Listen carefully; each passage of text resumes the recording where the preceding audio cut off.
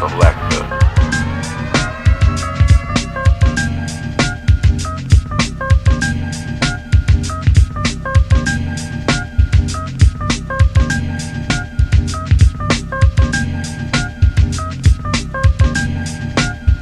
Selector. Four things you didn't know about Martin Luther King. Number one, his name wasn't Martin Luther. Damn! he stole that. Listen, he stole that from Protestant preachers that broke off from the Catholic Church. His name was Michael. It was decided Martin Luther had a more prominent ring to it. Right. Because Martin Luther was one of them Protestants that broke off. Yeah. He was the main one. So they gave him the same name to try to add some dignity of that. So right there, the whole movement is a lie right there. So Martin Luther King's name ain't even Martin Luther. Go ahead. He never legally changed his name to this day. And Big Jim said, if you notice, tons of black Christians name their kids white European theologians' names, like Martin Luther, John Calvin, and names like that. You understand? Go ahead. He never legally changed his name. To this day, he lived and died legally as Michael King. Right. His name was Michael King. Mm-hmm. He's a Negro in the hood like every other nigga. Martin Luther King Jr. III. Try to give his name some dignity, man. Go ahead.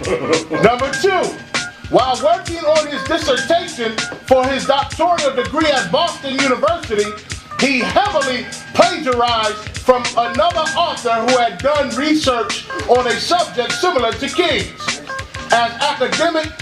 As an academic committee later found out that over half of King's work was plagiarized. Read it one more time, my eye. Hold on.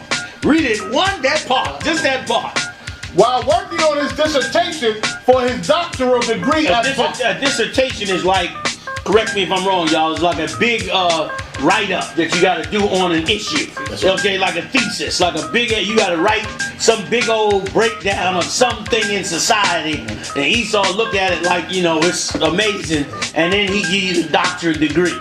Okay, so he's supposed to be it's supposed to be right, some original research of something. You know what I'm saying? If you want to really hear about a thesis, you go look up the sister Shawashina, Muhammad's wife. Go look up her thesis. I got a copy of it. It's the bomb. It's on niggas getting high in college campuses. It's the best read you ever had. Okay? It's the bomb. Okay? And got her doctorate off of it too. Go ahead. Big up to the sister too. And Jeremiah. Go ahead. While working on his dissertation for his doctoral degree at Boston University, he heavily plagiarized from another author who had done research on a subject similar to King. So he ain't even supposed to be Dr. Martin. That's right. Dr. Plagiarism means to steal somebody else's ideas and to use them as your own without giving them credit. Right. So he went and plagiarized the doctrine supposed to be your original research. That's right. Go ahead. Academic committees later found out that over half of King's work was plagiarized. Academic committees figured it out. Well, he stole half of it. And let me tell you something else too. Them online colleges now got computers that when you write up a paper and submit the paper, the computer check the words to make sure you didn't steal it from somebody else. That's right. That's right. You understand? That's right. Go ahead. Yet would not revoke his doctoral. King was dead by this time, and the nigga was dead, and they were going to take his doctrine back from him, where he wouldn't be called Dr. Martin Luther King. That's right. Go ahead. And the committee ruled that revoking the title would serve no purpose. Right. They gave him a pass. They gave him a pass. Go ahead. It was also discovered that King's famous I Have a Dream speech was also not his own. He stole it from a sermon by Archibald Gary, a popular black preacher in the 1950s. Imagine that. Imagine that. Big up the SPCP. SPCP said this is a Santa Claus nightmare.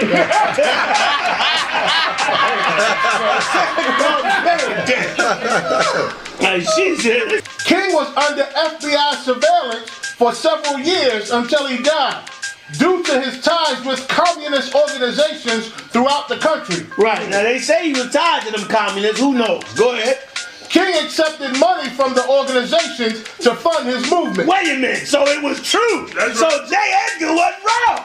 Nope. He was getting the money from the communists, which once again is so damn evil. How you gonna pretend that you trust in the Lord, but then you gonna go to the white man enemy and say, I'll be your slave if you give me some money to get some power over the white man? You niggas is insane. The Black Panthers tried to do that. Farrakhan did it with Gaddafi in there. Went and got 25 million over there. You can't stand up for the Lord and hold yourself out to another nation at the same time. How the hell you gonna do both? If you gonna hold, you might as well just stay holding for the white man. What you gonna hold with another nation for? That's supposed to be the whole point. And that's what he did. So he was getting money from the Communist Party. No wonder them crackers wanted to destroy it. From the Soviets. Good night. The good night. The Bolsheviks. He went and got money from them. No wonder the white man wanted to kill him. Go ahead. In return, King had to appoint communist leaders to run certain districts of Imagine that. Imagine that. He done put communists in place in his organization as for exchange of the damn money. Now y'all understand why the Israelite School UPK is always asking for your donation. Because these black organizations, they get up in power by selling themselves to another enemy of the white man, and in exchange start appointing seats to communist people. That is a selfish bastard. And the Israelite School of UPK, we ain't never selling out. That's right. We'll eat oatmeal and gruel, but we ain't selling out. That's right. So y'all support this truth, man. Right. Everybody look at us like, well, why y'all ain't got big money like everybody else? Because we ain't holding like everybody else. That's right. We count on the Lord turning your heart and your spirit towards righteousness, and you gonna make us great. Not no goddamn Russians or communists or nobody else. A federal judge in the 60s ruled that the FBI files of King links to communism to remain top secret. You hear that? To what? Remain top secret until 2027. Now you see that? Now wait, listen. Why ain't the black leaders say, Obama, we want to see the secret files on the thing? Why they ain't brought out?